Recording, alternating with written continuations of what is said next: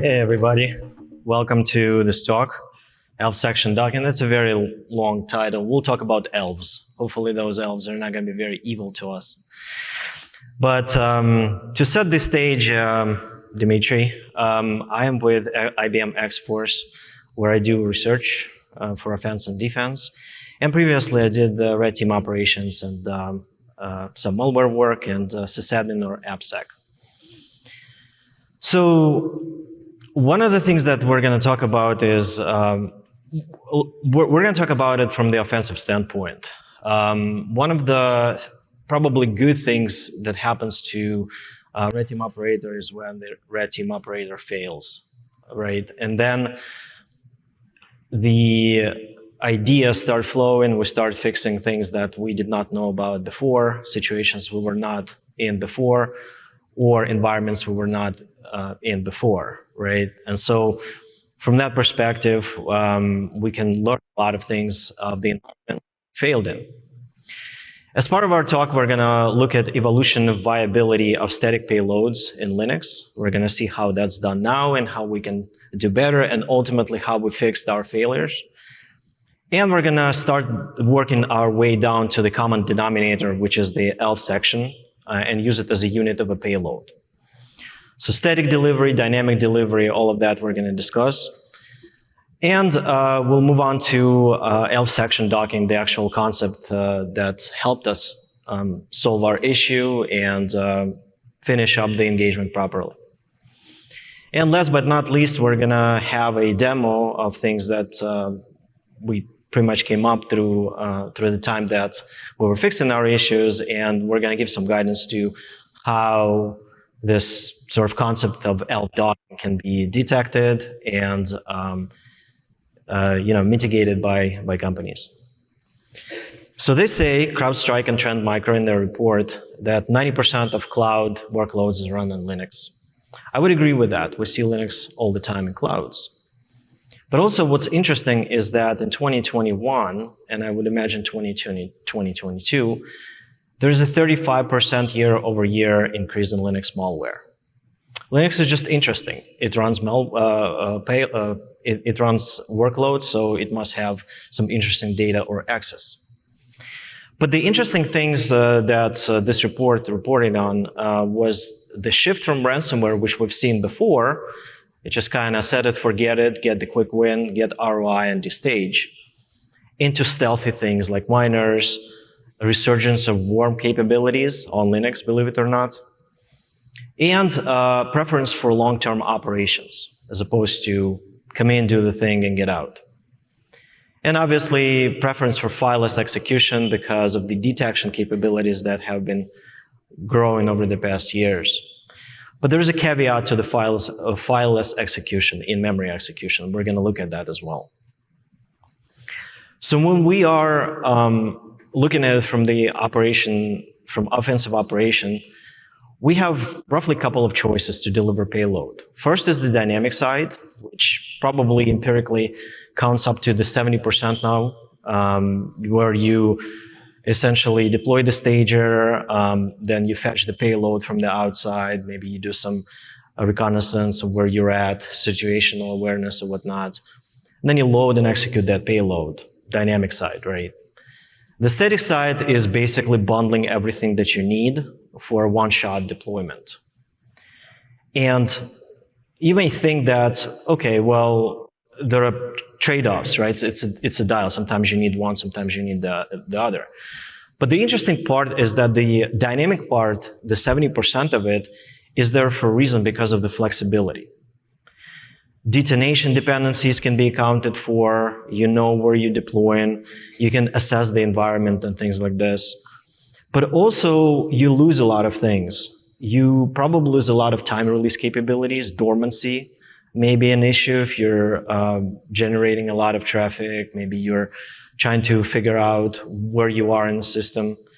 And also, the static side has issues because you have coupling variants, right? You need to figure out the bundle that you're going to deploy, and that's going to be it. So there are desired dynamic traits for the dynamic execution. Arguably less chance of detection because you're working in stages, maybe, right? There's more flexibility. But there's also undesired state on the static side, which is you're much heavier because you need to bundle the entire payload with the loader. And you probably have a lot more chances of detection if you're not doing it properly, because we're going to look at how things are done now, and you're going to see that it may not be ideal for what you're trying to do. Less flexibility, we've talked about that. But I still have this thing in my mind that static is 30% and dynamic is 70%. Yes, the market is probably right that they're moving to dynamic, but there's probably something left in the static, and so we need to look at what's still available in the static to kind of counter what defense can be mounted on the dynamic side, right? So here we're trying to improve static delivery as opposed to dynamic delivery, which is a lot more understood. Before we sort of look at the solutions or some of the ideas, we kind of need to take a history trip into how we actually embed payloads right now. It's kind of been there for a while, and there are only a few ways that you can do it on Linux. One of the ways is your standard turn the binary into hex, turn your payload or your shellcode into a hex, and stick it into a variable, right, which is going to be into data section, placed into data section. It'll be there for you to retrieve, and you can do it with a couple of tools.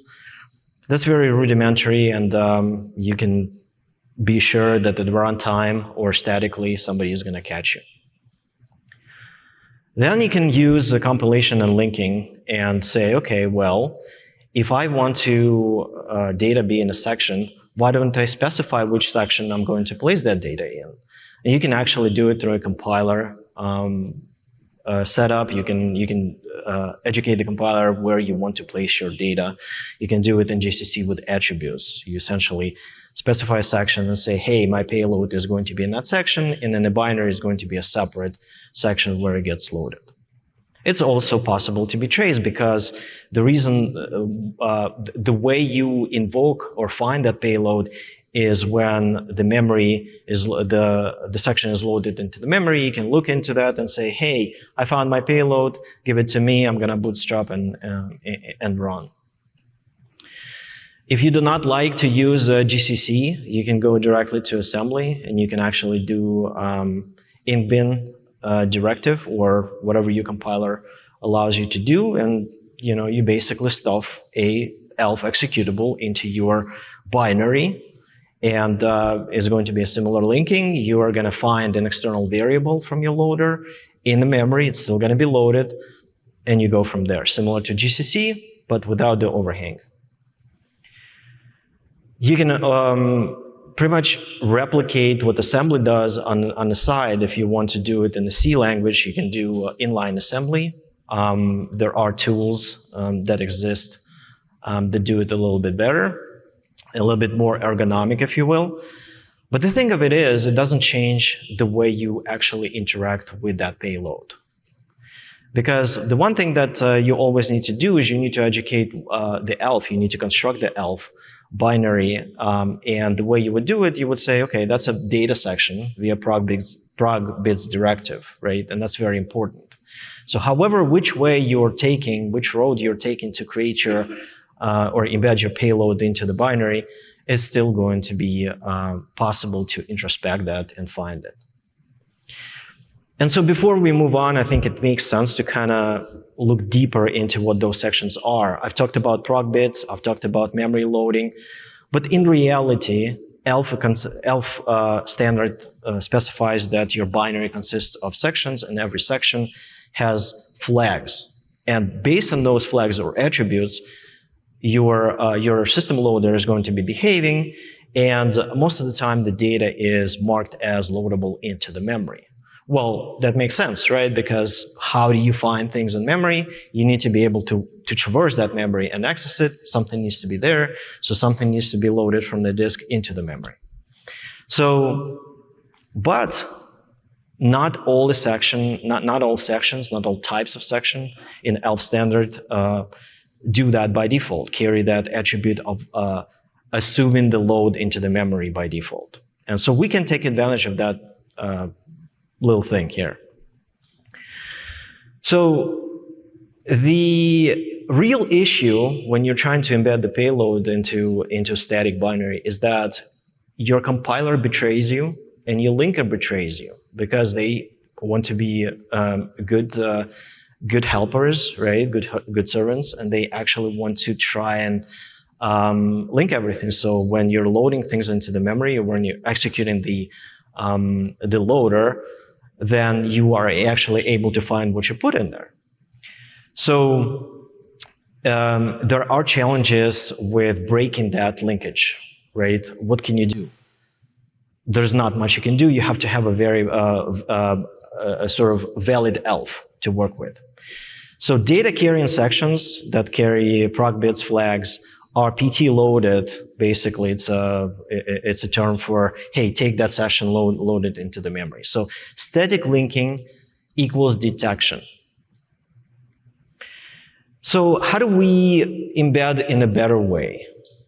If you start thinking about it, then you have a couple of choices. You can avoid OS loader, basically something that is going to execute your ELF, right? And how do you do that by not, so you can actually educate the loader not to look at the section, not to load it, but it's very, very messy. And remember, you're executing this on the adversarial system. There may not be compilers there, there may not be tools there, and every single move kills you. So we started looking at this curious property that not all ELF sections are actually loadable into the memory by default. And what happens if we just avoid setting flags on sections, right? It's there, it's data, but it's not loadable. Or look at something that is inherently known by the loader, ld.so on Linux, that is not going to be loaded into the memory. And one such thing is SHT node type of ELF section. It's very widespread. Actually, every executable or almost every executable that comes by default on Linux has that, right? It's the section then that compiler uses to put like API version, or perhaps developers can convey some licensing information in it.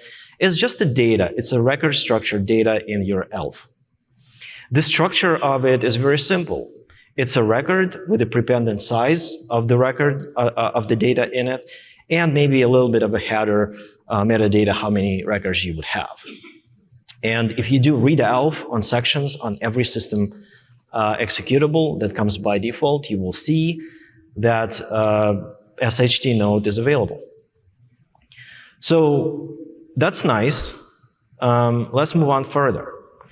So far we think that the idea is to create a dormant section in ELF that doesn't get loaded by default by the loader into the memory. But if we were to do it in the same single executable, we have challenges because, again, section and the structure of a section, it has to be somehow tied to the loader. It needs to find its relationship to the variable where that section kind of linked into.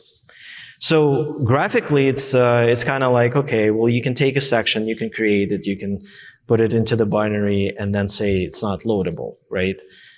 Our job is to decouple that payload completely from compiler and linker. So compiler and linker should not know about them. So if compiler and linkers are our enemies in this case, what do we want? We want to create an ELF section outside of your loader, completely standalone. Maybe create a loader that will somehow know about that binary, know about that section, but do it in such a way that is not inherently compiled or linked with it. Okay, so far, the idea is to break the offset relationship from the loader to the payload through complete separation between sections where the payload exists and sections that belong to the loader itself. So you can think of it as a payload is going to be a completely foreign section to the entity that ELF is for the loader. And that's essentially the docking part, right? You dock section to the executable that is the loader. So if compiler is the problem and we're trying to decouple the payload and we're avoiding operating system loader, right? How do we do this? Well, if before we were able to compile a section into the into that binary, now we take a binary and dock it to the executable that is the loader, maintaining the ABI compatibility, the binary compatibility of sections within the ELF as opposed to API compatibility by code. And essentially what that looks like is it's a framework where you can split it between what you do on a safe side, your red side, and on your blue side, which is the, in your environments over there, right, where you deploy the malware. You would have three components. You would have a packer or a injector. You would have a loader that is completely unaware what is being loaded into it. And you would have a payload that is in the form of a section, right? And so the injector or a packer would marry the two together like Legos. They're completely segmented by any kind of memory reference, but they would live in the same binary. So binary is good because that's a standalone thing that we can work with.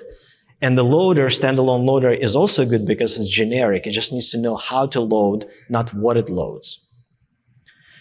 So what are the ELF section docking traits that we're trying to kind of figure out with that idea of completely binary separation? Well, the ELF is the standalone loader is completely devoid of a payload. That's a given. You can give it to the victim. It's going to stay there. It doesn't need to carry any kind of payload. And have generic mechanisms to find its own section that it doesn't know about, but we can instruct it to do so, right? Find the offset in its own binary, load it up, and go from there. So we create a separation. The payload itself is also created separately. It's not directly entangled or coupled with the loader that is going to go into. No more putting data into the variable, right? No more close coupling of that. You also gain on dormancy. So for example, loader can sit there for months, right? Without doing anything, and then it can find magically its own payload somewhere in its own binary. So better dormancy controls, better packing. One of the challenges with packing is they first need the temporary file system a lot of times to unpack, and that's a detectable event. Second, they are fairly well kind of traced, and their behavior is the entropy for the packer is very obvious, right? And then last but not least, has anybody tried to actually in packet or something that is frozen Python executable? For example, if you're tagging your entire toolkit with you, it's very, very hard because it's not a regular ELF when you're freezing, let's say, Python executable. So in our case, we need to get over that as well. But that also creates a possibility for you to create fat binaries. You can have multiple sections and a table of contexts where your tools reside in that binary, and you basically call one by one or whichever you want, right? So there are possibilities from the red team operator perspective to kind of avoid a lot of different things that kind of hinder your progress. And also injector, the thing that basically marries the two Legos, Lego pieces, can also be shipped to the victim side. If you want to, what you can do, you can actually create dormant stages in different executables and load those stages from one executable to another, right? Because there is no more linear tracing. You can work with your own sections, or you can work and find other executable sections and load them up. So that is the ELF-pack factory, right? It's sort of the concept with the proof of concept, if you will, where you implement that sort of idea, that sort of separation.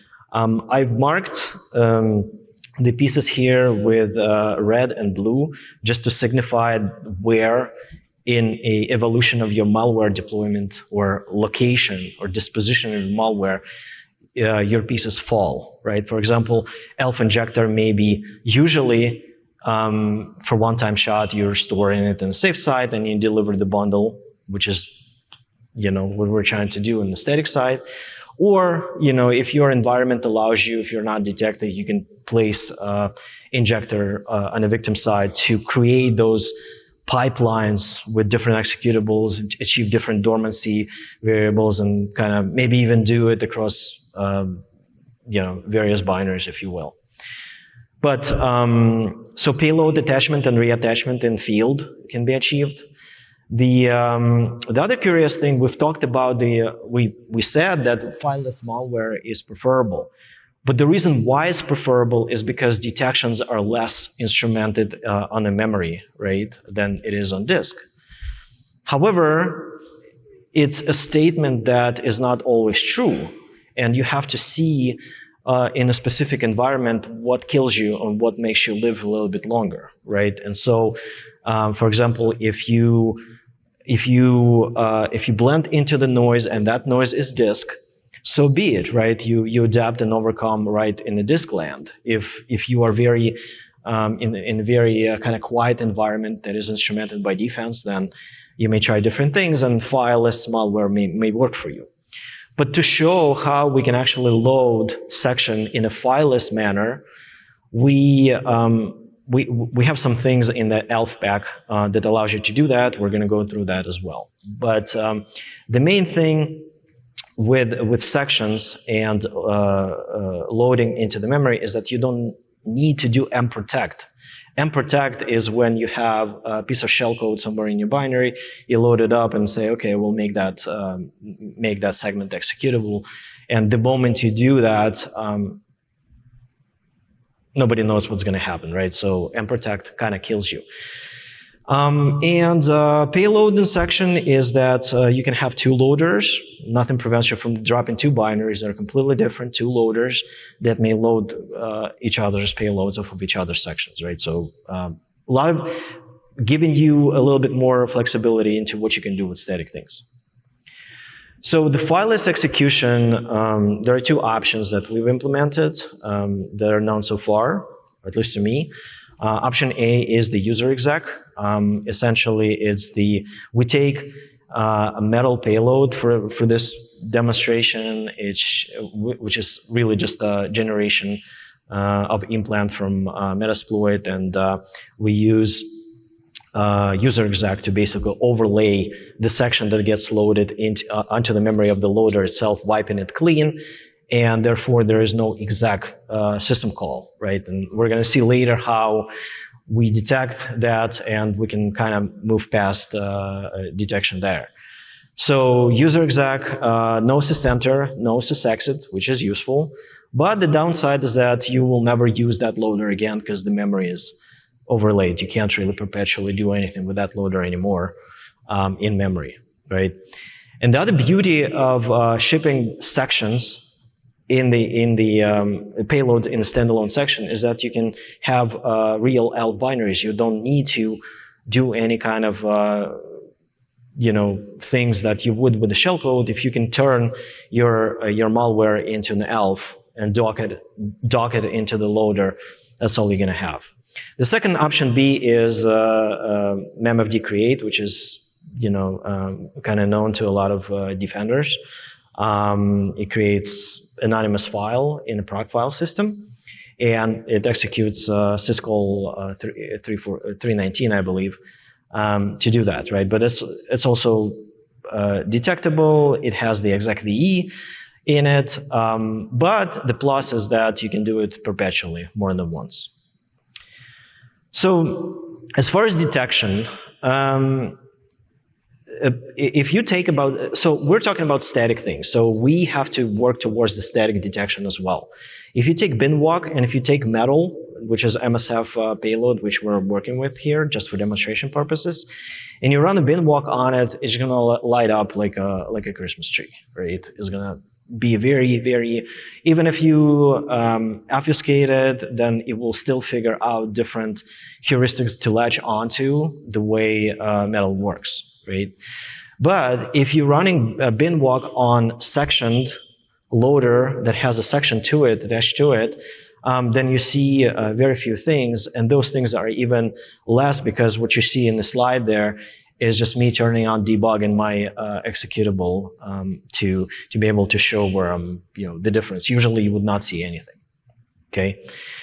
Now, bin walk is good because if you are a defender, you can actually look at the entropy of executable and see how well it matches with what you expect. And so from that perspective, section docking actually moves the needle out a little bit, right? Because it's no longer your metal that you're deploying. It is your bundle, but it's done in such a way that it changes the entropy. So, but for people who will be working with this concept and who needs to detect that, use the entropy to detect that. And also the dynamic side. I know we're working with the static side, but the dynamic detection is also an enemy of ours. So there are a couple of things to take care of. So BPF in Linux world has come up to be a very useful tool for defenders to look at things. And essentially, it's a kernel instrumentation that can be modified at the user land and basically say, hey, here's the trace point that I would like kernel to look at and report back to me if something happens, some event happens, or a system call called, right? So for example, sys enter memfd open, memfd exit, or memfd, exit memfd open, or sys enter exec. So BPF can do that for you. That's why we wanted to use user exec or memfd to be able to play with it a little bit, right? It depends which environment you're in. You should be able to do that. And the other thing is Yara, right? Yara, the way it works right now from command line, it doesn't detect section loading, but you can actually instrument it from, if you drop into, we'll see that later. There's a code out there that can parse the ELF and basically look for SHC node sections, or maybe you can do it by size, whatever the case may be. However well you know your environment and what you're expecting it to be. So now the demo. I'm going to narrate through the demo. There are a lot of moving parts. We're going to see execution through user exec. We're going to see docking, obviously, and then we're going to go through some of the detection capabilities and see how they manifest.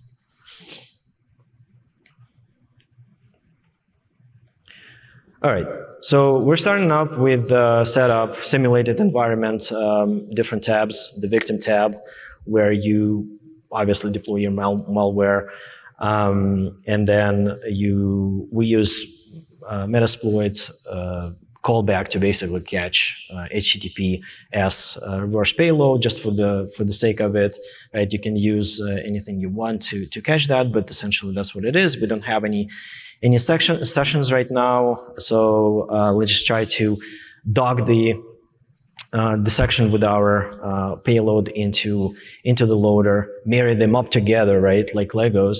So the loader or the packer takes the loader and takes the metal ELF, which is the payload, and says, okay, well, here's my cradle. I'm gonna give you a cradle, which is the usable part of it that you're gonna ship to the victim side, and I'm going to specify the name of that section where the loader is going to look for the section it needs to get the payload out or whatnot. And then some of the other features of that loader is that it has a way to mine the keys out of the section to decrypt the payload itself. And so one of the things that we've done here is we're saying, okay, well, go ahead and use another section where the keys block is going to be, and then I'll give you a key for it, right? So we can play with metal on top of obfuscation, on top of mining your own keys out of the block, right? So just an example of what we had to do for that engagement to be able to do that. Once this is done, we can actually launch. Oh yeah, so we're seeing that there are different options. There's memfd, or if you want to do user exec, if you want to background the execution, or if you want to change the name in the process table, or whatever the case may be, you should be able to do that. And also, last but not least, is you can pass arguments to your payload. So, for example, payload may have some variables that it needs to have, and the loader should be able to kind of do that for it. So let's see how we can actually execute that.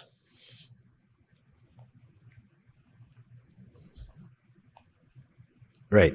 So we're specifying the key that the loader is going to look at. A bunch of debugging information, don't pay attention, but essentially that's what happens. User exec loads the ELF section that is being found. Right, and then we go back to our callback, and we're seeing the session in here. It is a full-fledged session, right? We can do anything we want in it. The payload came from completely unknown binary that gets docked to the loader, and just to kind of show that it doesn't only get created, but you can actually run commands through it, right? But the curious part about it after this is done, right, is we're going to repeat the exercise. But this time the exercise is going to be geared towards how you detect and what you see on the back end. So clean it all up, start it back up, and let's just look at the detection. So the detection part, first of all, let's look at BPF trace. In here we have a configuration file where we say, rudimentary things like sysenter exec, sysenter exit, memfd, and whatever the case may be, and just basically say, hey, give me a flag where I detect something on the system when that happens. And so BPF trace I think is a breakthrough. I think it's very useful, but we obviously need to work around that. To deploy BPF trace, it's a super user capability you would have to have on the system. You would do it obviously as an admin or as a security personnel. And we repeat the same exercise, only this time we're going back to how detection happens. So my TMUX session is a little bit in the mix here. Here we do the bundling again. To be able to see how, obviously, the sysexec happens because we are executing a shell command, and then we're launching the loader or the cradle, which is a loader with doc section. And the only thing we see after that is, as far as sysenter, like a system call, which is supposed to execute something, some payload. We don't know what it is. It doesn't have HTTP callback. It doesn't have any network traffic. All it does, it has hostname. And that's unfortunately is a courtesy of Metal itself. There's not much you can do unless you can clean up Metal itself and get rid of that. But I believe it's done so you can actually connect to something. And you have, again, you have a session. Only now BPF trace doesn't see the HTTP callbacks or anything like that. Innocuous hostname call, right? Yara. Similar tracing, only now you have a code that should be able to do it at a static site. And you say, okay, well, let me go through all my executables on the entire system, dump SHT nodes, for example, or maybe dump some other sections, and see what I can get from there, right? Because now, as a defender, you should be able to worry about the sizes of your sections, what type of thing is in there, and whether it's SHT node or not, and why SHT node isn't executable, and why there are more than one, right? So you really need to kind of go through and see that. So obviously not a lot of environments are instrumented against that at the moment, so we can live another day, right, if you will. But as you can see, SHT node is really large where the payload is. It's not very good. Yara, has API interface, and defenders can go through and detect it through their tools. So that's basically what ELFPAC does. So the takeaways are ELF section docking lives in a gray area between fully static compilation of your payloads into your loaders, right? And allows you as an operator, malware writer, to be able to kind of stretch your lifespan depending which environment you're in, because it gives you more flexibility. If you had more flexibility on the dynamic side, you now get more flexibility on the static side. Yet, you may achieve dormancy. You may work in air-gapped environments if you want, right, with some variable, because you can have multiple payloads staged in different sections, and you can kind of call whichever you want. ELF docking achieves ABI, not API compatibility, because ELF is the common denominator, what we're working with. So no API changes happens unless ELF changes, which, it's been on version 1 for 30 plus years. ELF docking overcomes packers in memory. So you can bring your in packet, you can bring your frozen interpreters, if you will, right, like Ruby or whatever the case may be, and you do not have to uncompress, you do not have to have any kind of header, and you don't have to have TMPFS to be able to do that.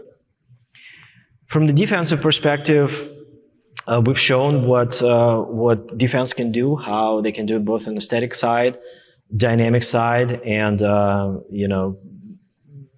kind of say that that's a new way of bringing malware into the environment and create tools against that. But the offense obviously can work further to do deeper packing, do encryption as we've done here, and we can use the concept of factories to basically borrow cradles, borrow different segments of different executables to continue living in the victim's land. So we've got 3 minutes left. I can take some questions, and here's the code for the proof of concept.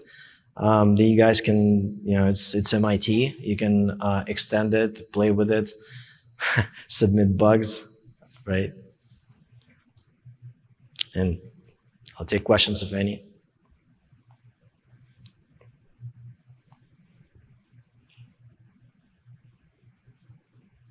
Cool. Thank you very much. I'll be available outside, or if anybody has questions offline, I'll be able to answer. Thank you very much for coming.